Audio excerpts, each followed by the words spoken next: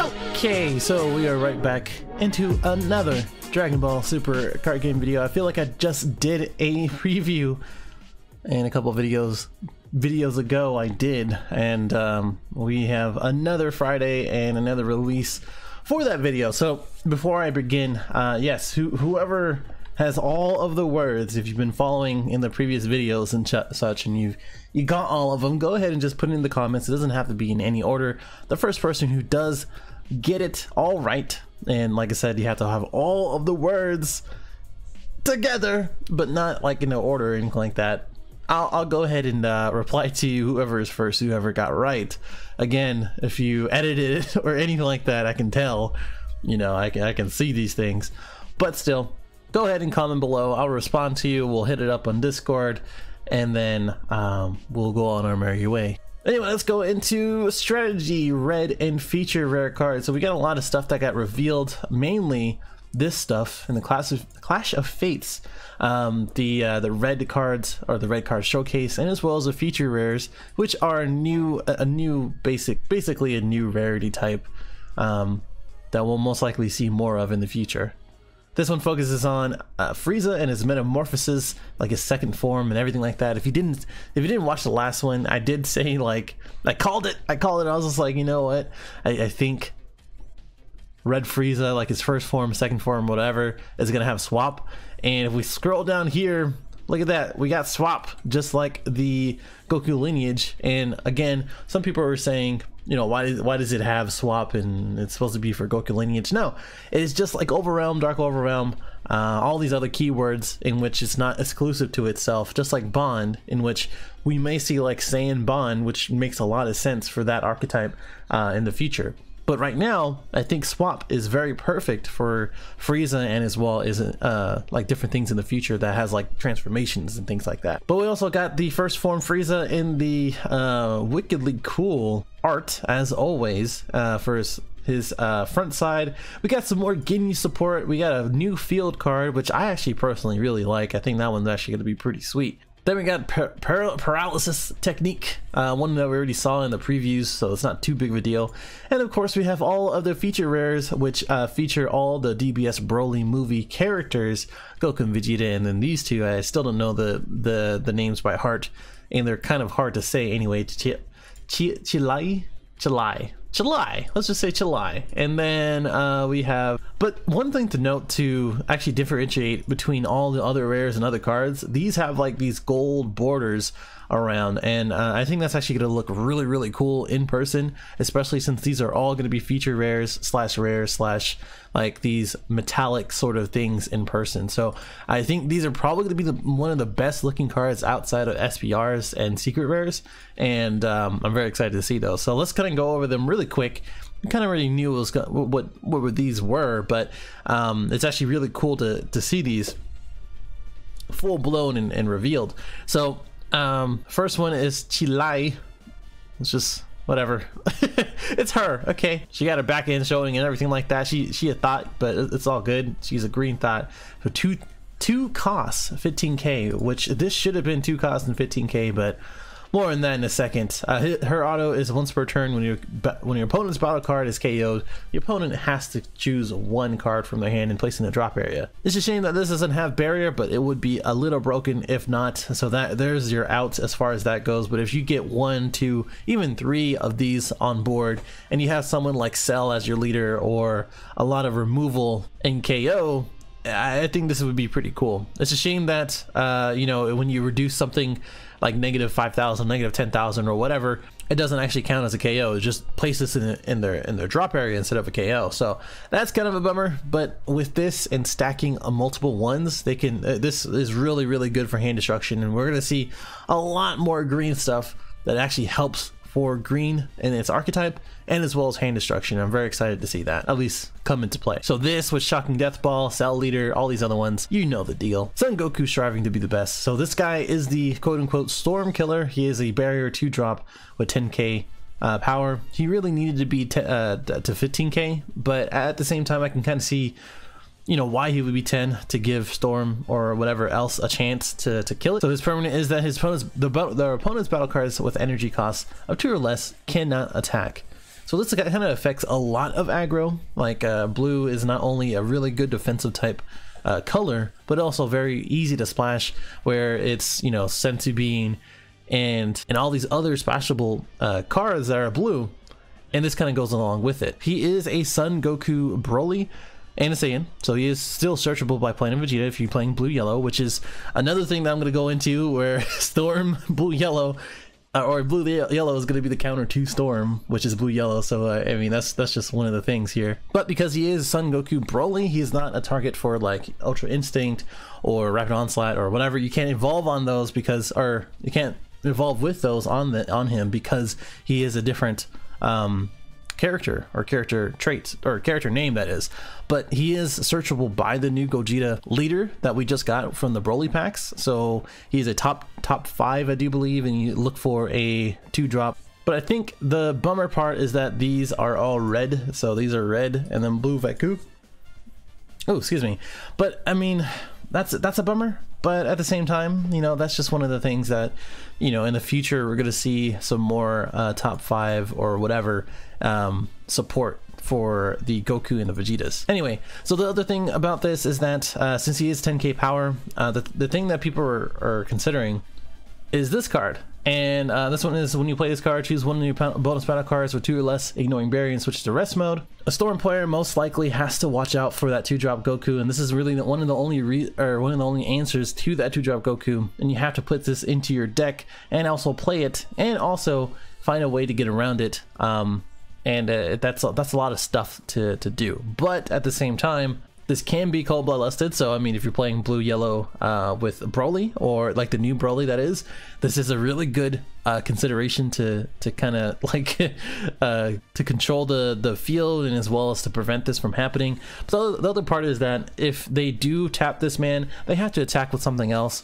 Like if they're turn 1, 2, or 3, any of those, they're mostly going to be swinging with their leader, which they lose out if they're attacking with Hirudegan, which is why I prefer with Trunks to be the Storm leader, so that way you don't lose out on that draw. And the other part of it is that it can easily be negated. So if they attack and they end up trying to kill the Goku, you can just negate it, and there you go. If they use a bad ring, then they wasted that bad ring. And it's not like you're not going to be running 4 of the Goku anyway, so they're going to be more of those, and they're going to be wasting resources. So that's kind of the idea of where Bandai is taking this. I don't necessarily agree with it. Like I said, I said before, Bandai, take care of your shit. Just ban it, just restrict it, do whatever you need to do. You have the power to do that. Stop printing cards for us to keep shuffling back and forth between the meta. It doesn't make any sense. Just shape it the way you want to, instead of making us buy these cards. Anyway, that's neither here nor there.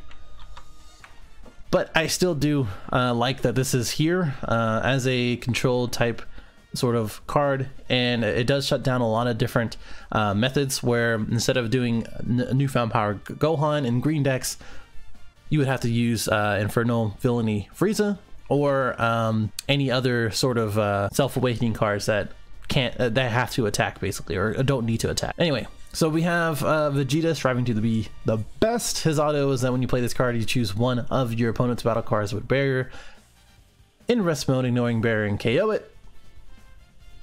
If you KO it, you choose one of your energy, switches to active mode. So effectively, this could be a 1-drop if you find something with a Barrier, and then KO it. One of the things that I would say is that it kind of goes against Goku in himself.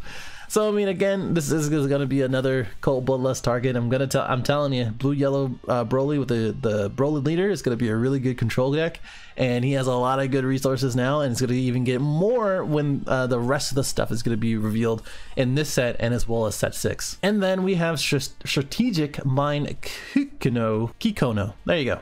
And his auto is that when you play this card, choose up to one of your opponent's leader cards. It gets negative 5,000 power for the duration of turn, and you can't play it for the duration of turn afterwards. So at first I thought this was kind of underwhelming, but at the same time I actually kind of like it, because now with Frost, because if you attack their leader or KO something with their battle card or whatever, they have to actually take the life. Because that's what Frost says: when it attacks a battle card, to KO it, and if your leader card has 10,000 or less power, inflict 1 damage to your opponent. pretty cool. He is also a Child's Wish target, so you can easily get him out, and then negative 5,000 for the duration of turn, and that is such a powerful thing. I think that's one of the things that we aren't looking at right now as far as this cards, because if you are an aggro deck and you don't have to deal with Goku, if you don't have to deal with anything else or whatever, I think a whole entire turn in which you do not have to worry about 5,000 in power and they have to worry about comboing or negating or whatever in order to stop the onslaught. I think this is an incredible thing to have in your deck. That's just my thought, but I think all of these cards are very, very good. I think they're going to be very expensive too, so if you're going to be getting packs, I would highly recommend to get these, or at least try your best to do that, because I think all of these cards are going to have a place in the meta, and they're going to have a place in competitive matches in the future. All right, let's go through the entire red list. So we got to go through all of these and then all of the starter ones. First one is FRIEZA. So this man has a activate main. Once per turn, choose one card from your life and add it to your hand. Then look at the two cards at the top of your deck and choose one red FRIEZA army among them and add it to your hand, and place the rest at the bottom in any order. So this is pretty cool. We have a lot of targets now. It doesn't say a cost restriction or anything like that. So you can look at the top two and fill your deck with a FRIEZA army, red FRIEZA army that is, which the 3-drop that we just looked at does count as that, so just keep that in mind. And then his is a 4 or less, you may draw one card and switch one to active mode and flip it over. So it makes sense because he does have self-awakening built in, and yeah, but he is a FRIEZA army straight, so he has access to yellow. all of these have access to Cold Bloodlust, which all of these have access to, like all the new stuff like the Broly and the FRIEZA stuff. So yeah, pretty cool, I guess. This is the one that we saw in the trailer. So his is attack, draw one, and activate main. Choose one of your FRIEZA's red army in your battle area and KO it, and then choose one card in your hand and place it in the drop area. And this gains 5k until the end of your opponent's next turn. He is 20,000. What a baller. I think I really like this leader. I think this actually takes a lot of different things in consideration, and as well as restrict it into its own archetype, which is good. Because if this didn't have red FRIEZA army instead of just red, or just one FRIEZA army in your battle area, it would be kind of annoying. This also gets around the yellow 2-drop blocker FRIEZA, in which it does say to KO it in order to play something that's a 3 or less FRIEZA. So I mean, that's something to also consider. But this is really to KO your Ginyu Force, which we will go through now, or at least after this. So these are actually out of kind of order. This one is the 1-drop FRIEZA overture to battle. Okay, all right, whatever. I tried. Okay, he's a 1-drop 5k. He would swap 2 for an energy cost of 2, red FRIEZA card, that is. So this is FRIEZA as in the name, not FRIEZA army, by the way. When you play this card from your hand, choose up to one of your red leader cards or red battle cards other than this card and gets 5,000 power for the duration of the turn. This is obviously in correlation with the leader. Now he is at 25,000. Yes, 25,000 for that entire turn. Not the opponent's turn, but for the entire turn. So on the offensive, you're looking at 25,000, and with any combo, 30,000. Man, that is just silly. And also, it's pretty good. Like if you wanted to do, like, I don't know, just boost up something else. I don't know. Okay, but really cool because for 1 energy, you get a 2-drop out for 15k and boost up something for 5k. Most likely, you're going to be your leader because of the other effect. Especially if you're playing FRIEZA, but it's not restricted to a leader, so this is going to be pretty cool in any deck, and especially with all the swap mechanic here. Evolutionary process FRIEZA. So swap 3 for red and energy cost of 3. Then in your opponent's turn, this gains negative 5,000, so it's a 10k on their opponent's turn. Cool, I guess. It's just a swap target, I'm supposing. But I mean, it's your opponent's turn, so it's going to be attacking for 15k, and then you just swap it out and just make sure it's not there anymore. FRIEZA. Storm of Blows. So this guy has barrier. He's a rare type, by the way. I'm getting those out here. He's a swap 5 for energy cost of 5. Most likely going to be the SR for this set. And then when you play this card, oh well, we kind of already seen it. It's the one that gets around deflect, but it is a Cold Bloodlust basically. We already kind of see it, but still pretty cool. Like 2 red for that. Damn, that's really good. When you play this card, choose one of your opponent's battle cards with 20,000 power or less and KO it. So this guy is a 2 red, 3 cost. But because he gets a 15k and 3 costs, he is a Child Wish target. That is something that you have to consider. I keep saying it every single time that you see some of these cards. You play this for Child's Wish for 2 or for free on Shenron Leader, and then now you get to KO something that's 20,000 or less, which have a lot. There's a lot of good cards that are 20,000 or less, like an all cost Vegeta. Many good cards, and this is going to be very effective even early to late game. It doesn't even matter, but this is going to be a really cool wish target. Anyway, body change Ginyu. This guy is a 3 cost Ginyu Force / FRIEZA army with the Ginyu sort of name. The only downside of this is that all the other Ginyu Force most likely will not go with the other Ginyu Force, like the old stuff, but we'll go through that in a second. When you play this card, choose all Ginyu Force cards in your battle area. They gain 10,000 for the duration of the turn.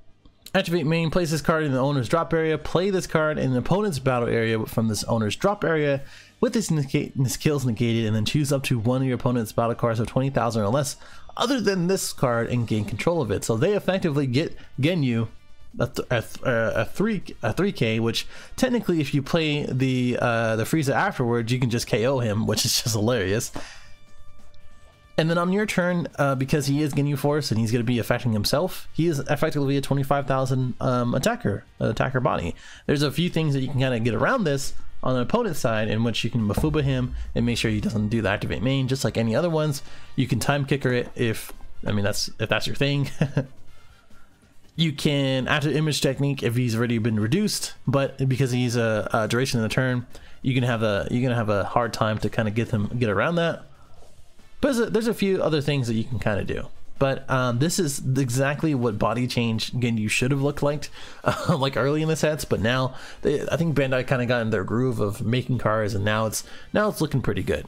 And I'm going to go back into the other old Ginyu Force cards in a second. But first, I kind of want to go through all these first. So this is a 2-drop Raccoon for 10k and double strike. And auto when you play this card from your hand, if all of your opponent's battle cards or all of your battle cards are red and no other color, look at the top 5 of your deck and choose up to 1 Ginyu Force with any cost of 2 other than Raccoon and play it. Then place the rest at the bottom of the deck. So this is good balancing. So this is going to be easy to kind of go through because this is the Raccoon that has double strike. This is the Birder that has critical. It has the same exact effect. There's nothing different about it. And there's the Jace that is the super combo, in which you technically can play these guys or him from these guys, but still. And then here's the Gildo who has barrier, and it's gonna be probably gonna be a KO target for Frieza. So I mean these are all sort of there together. However, I do want to kind of express that yes, you are able to use this card in which you play and you choose any number of Ginyu Force in your hand other than getting to play them, because it is the special trait down at the bottom right, in which they have the special trait at the bottom right as well. But it does not get around this one because one, it says when you play it from your hand, because his activate main, you flip it over from face down in your face down card in your life, and if it's Ginyu Force, you can play that card. Yes, you will be able to play that card for free, but it has to be from your hand in order to do the auto and look at the top 5. So yes, you can kind of play those and do that. And the other thing is that if you're going to be playing the other red Ginyu cards or the other yellow Ginyu cards, you technically can't do the auto after you play them, because it says if your battle cards are only red and no other color, which some people are saying we might do like dual colors and whatever in the future. That's very possible. I would love to see dual color cards. I would love to see like red blue specified costs, like yellow red, yellow blue, yellow green, whatever. Anyway, so that's another thing to kind of consider. But you still get that Ginyu Force, like 2 or more against 5k, and you still get that double strike. So yes, he does get a buff Ginyu, that is another Ginyu Force, but it's kind of within its own sort of theme in this theme booster, so that's kind of a bummer. Dodoria, the expendable. So that's funny because most likely he is going to be the blocker, and when it's KO'd, you choose 1 red Frieza card with energy 2 costs or less and you play it. So most likely it's going to loop either through this or all the Ginyu Force stuff that we have here, because they're all 3 costs. And technically, yes, again, you can still play this card and with the other yellow cards with the the Ginyu leader and play him for free, because there is no restriction. It's just Ginyu Force, as we can see here. So I think that's going to be pretty cool, because it says play your card, not from your hand. I think that's badass. I think it's going to be pretty cool just to have a 4 of in here, even if you're playing mono yellow or something else like with Ginyu.